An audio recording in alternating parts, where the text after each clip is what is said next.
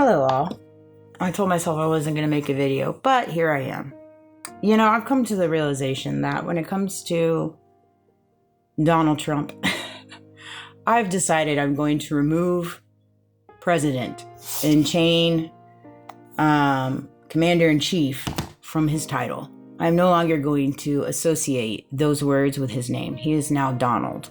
Donald, Don, whatever he likes to be called, Poppy T. That is who he is. He's just totally lost his mind on these tweets that he's posting. He's taking it to a whole nother level. And when he starts acting like the president of the United States, when he starts acting like the commander-in-chief, I'll then give him that name back. I'll give him that title back. But at this point, he is now removed from that title in my reality. I don't even know what he is at this point.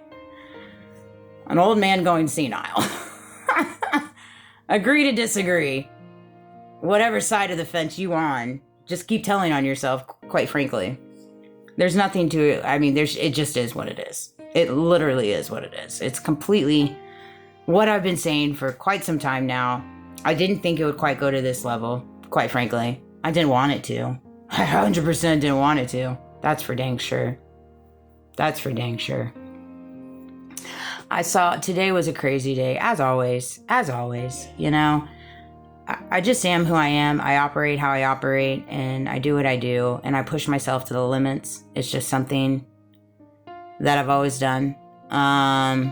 Particularly right now, because I know it's just such a greater purpose. It's beyond me, and there's just a lot riding on it, and I understand that. I really do. Just based on my connection that I have with God, my connection that I have with the Christ conscience that resides in me, the connection I have with Jesus, the connection I have with the Holy Spirit, you know? I just do. And so that and enough is enough for me to want to fight for principle, fight for what's right, and be the best version of myself. That's how you meet people that are against you where it hurts. You keep on trucking, you keep on moving, you don't pay attention to it. It does get you down because you're like, man, why are you acting like a fool? Why are you acting like a fool? You know, that is a little peculiar. When you recognize that, you're like, it's weird. But I saw a video where Teresa, I think she said, they said you had a problem with money. Oh, I bet they did. Among everything else they said, I bet they did. But what they failed to leave out, I'd imagine in that little statement, in statements that they've made, countless of, yeah, I was very bad with my money. Why? Why was I bad with my money? Well, I'll tell you why. Because I was such a giver. I gave a lot. I bought a lot. Not only to my son, to my friends, to my family. I just did. I did. Concerts. Vacations. I did. And they know it. They know it's true. I did a lot. And I take ownership in that. I was horrible with my money. Not to mention, did I live above my means? Absolutely. You know, did I do what I felt like I needed to do to keep my son in travel soccer, which was really hard to do, and keep up with the Joneses during that venture of my life? Absolutely. Not to mention to be always surrounded by people that live this lavish lifestyle, and you're in a particular position where you have to carry that montage. And so it's like one of those things. It's a double-edged sword. And then what did I do? Well, I turned to my addiction to numb myself in the world that I was living in. And everybody freaking knows that. They freaking know that. So we can keep pretending to play these games, but it is what it is. It is what it is. You know, and I own it.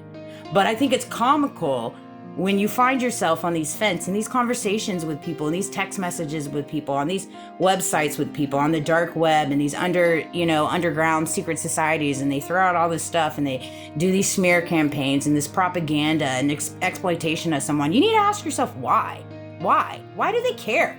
Why do they care where I spend my money? First of all, why do you care? Secondly, why don't you answer the question where you spend your money? Where do you spend your money? I don't think they want to go down that accounting activity. I don't think they want to show their bank statements. That would be a good entertaining thing to take a look at. I don't think they want to show how they acquire their money. I think that would also be a double-edged sword. So it's like you have to find yourself when you're in these conversations with people and people are saying these things and they're gossiping and they're talking about all these things. You need to ask yourself why. And then you need to ask the same question about them and land on the answer. Land on the answer somewhere. This is, it's so preposterous. How does anything of that nature of the beast do anything for our country? Do anything for the trajectory of our children?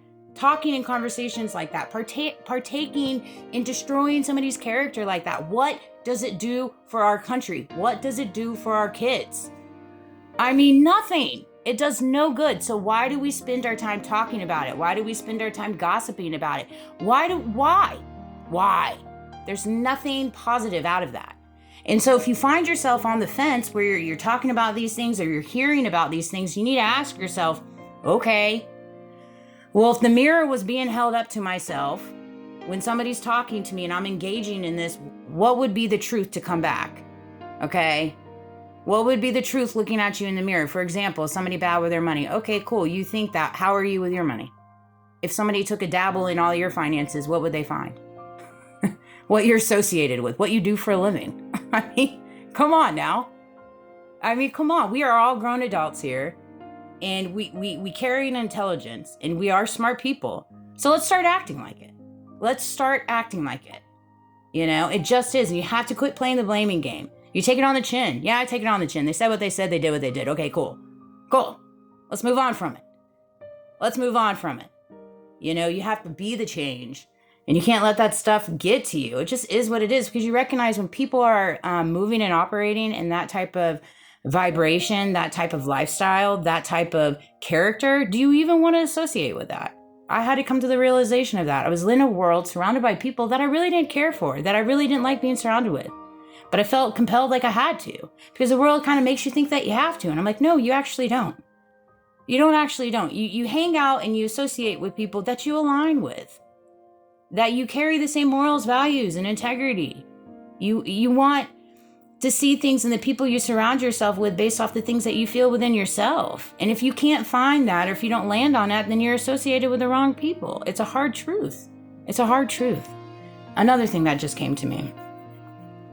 The news was on. I don't know who was on, but he was talking about, do you want a house? Do you want a car? Do you want all these things? You need to do this. I'm like, sure, I'll take all that. Are you going to buy it?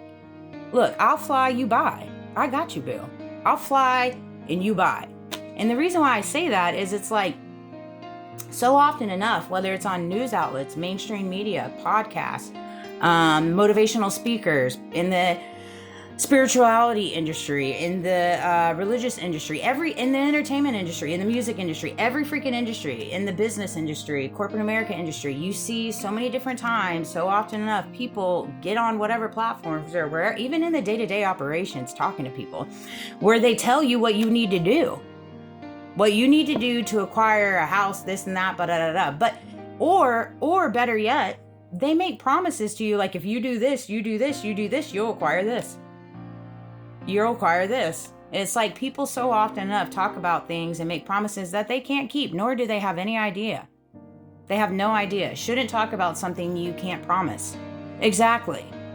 You shouldn't talk about something that you can't promise. We so bad pour out false hope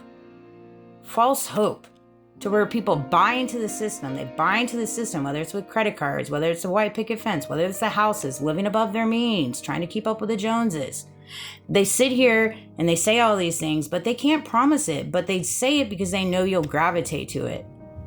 Corporate greed, consumerism, having the best of the best, the newest phone, all this crap, having the best car, like all this stuff. It's all a vicious circle, and they know it.